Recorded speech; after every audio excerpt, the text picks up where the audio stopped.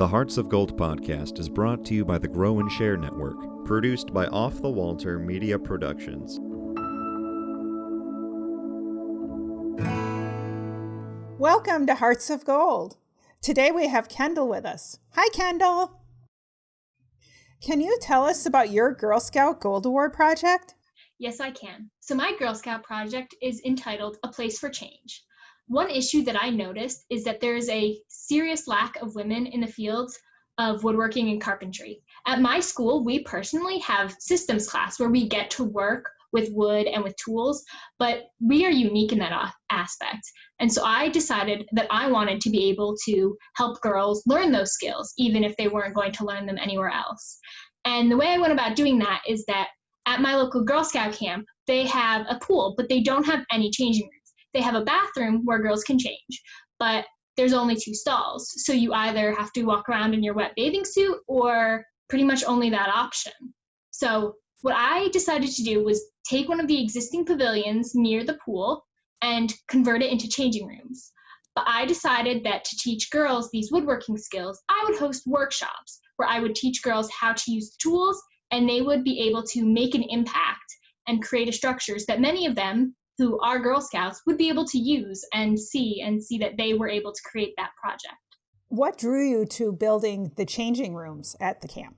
I work as a lifeguard occasionally at camp when they need an extra head to watch the water, and it has always been something that my sister would say was an issue when she would work at summer camp.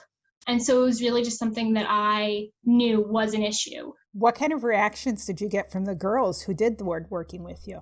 Well, some of them were really excited to get to use the tools, but some of them were kind of scared because we were working with power tools, such as saws or drills. But most of them did end up, by the end of the session, really excited, and every single one of them did use every tool there.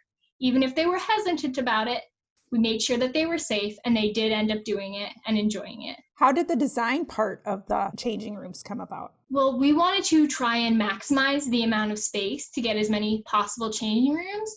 So we went through a few iterations of designs, originally only 8 feet deep and then 10, but we ended up going with something that would have 2 sides to it because occasionally the camp will be co-ed. So we wanted something that could be boys and girls or girls and girls or boys and boys on the rare occasion.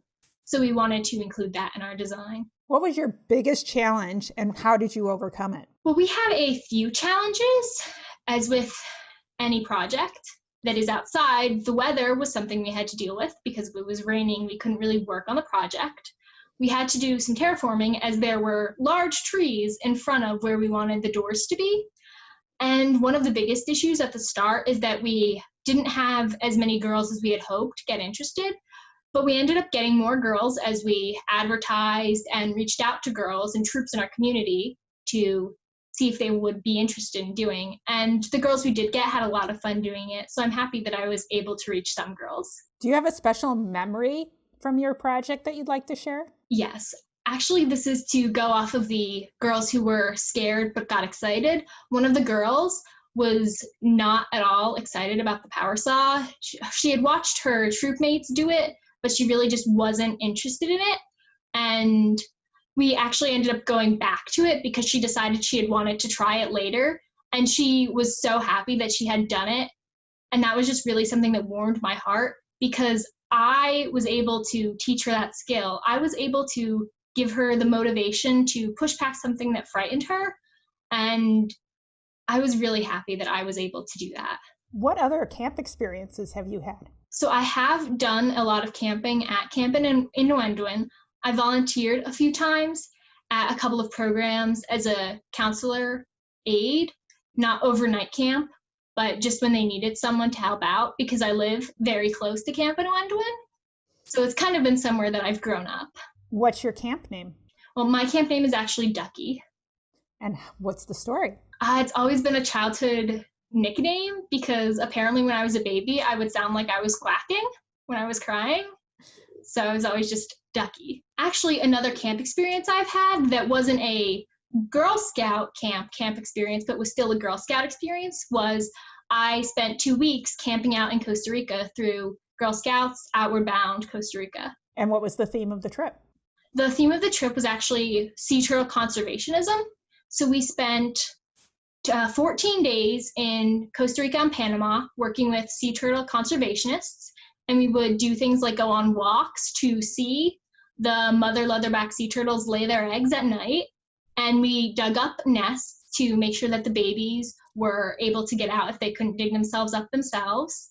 And we actually got scuba dive certified at the end of the 2 weeks. Do you have a favorite memory from that trip? I have a few different favorite memories. One of them was we did not have running water the whole trip. We had to shower with buckets, and it was very cold. And it was just the first girl who took a shower, it was very cold water, and she was a bit surprised by that, so that was very fun. And then another really fun memory I had was I was able to hold a baby leatherback sea turtle, and my mom has a photo of it that they sent her, and I'm just grinning really large because I have always loved marine biology, and so it was just getting to explore my passion with other girls. And how is marine biology fitting into your future? Well, I currently attend a school with a marine theme, so we have a lot of marine biology, marine chemistry, marine physics, and it is what I want to do with my life. I would like to be a marine biologist, preferably in the research field. What are your future plans then? Well, I would like to first head off to college and get my degree in marine bio, then find what animal I'm able to do research with, because you never know what opportunities you're going to get in a field such as marine bio. So it's really what comes to me I would like to explore. What other experiences have you had that you'd like to share? Actually, as a Girl Scout, I did do work as a Girl Scout media girl, which is when you see girls who are doing things such as parades, or you see girls who have their photos on very important things. Those are the media girls. We did some training and we got a nice patch from it. But one of my favorite parts of it was that when they did a Girl Scout Day and then they announced it in the Capitol building, a couple of media girls were invited and I was one of them. And so there's a photo of all of us holding the plaque that they presented us with.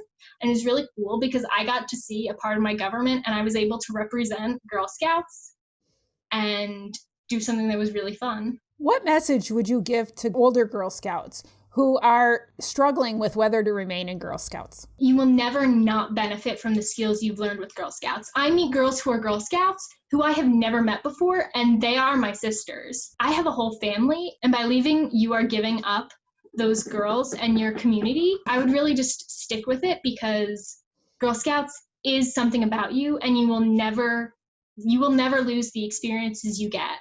You really believe Girl Scouts is a sisterhood. Can you share some more about that? I have been a Girl Scout for a very long time, about 13 years, and my older sister was a Girl Scout as well. We are both in a troop. She's now a leader in that troop and it's called a sister troop because generally it is girls from multiple levels who are sometimes biologically sisters. And in those 14 days I spent in Costa Rica and Panama, I got 8 more sisters. We still keep in contact to this day. And the one thing that united us was we were Girl Scouts and we were on that trip together. None of us had ever met. 2 of the girls were from Ohio and had never met each other. But we went through life-changing experiences together, and Girl Scouts brought us to that point. So for me, Girl Scouts was just being a sisterhood because we're all Girl Scouts. It is something that unites us across state boundaries, across different lives, different experiences. We are all Girl Scouts, and that is part of who we are. Is there anything else you'd like to share with the audience? If you are a younger girl and you're thinking about becoming a Girl Scout, or even an older girl, maybe for just 1 or 2 years, please do. It is something you will never, ever regret. And how do you make your s'mores? I enjoy my s'mores burnt to a crisp. I like mine black and crunchy. Well, thanks for joining us. Thank you for having me. Don't forget to click subscribe so you always know when new episodes are released. And don't forget to power your passion and conquer your challenges. The Hearts of Gold podcast is brought to you by the Grow and Share Network, produced by Off the Walter Media Productions. Thank you for listening and spreading the word on what we do. If you want to share your story of how you earned your Gold Award, reach out and send an email to growandsshare@gmail.com. @outlook.com. Be sure to listen to the newest episodes on your favorite podcast app, as well as view the full video episodes on youtube.com/Cheryl M. Robinson. That's youtube.com/Cheryl, the letter M, Robinson. Take care, and we'll see you next time.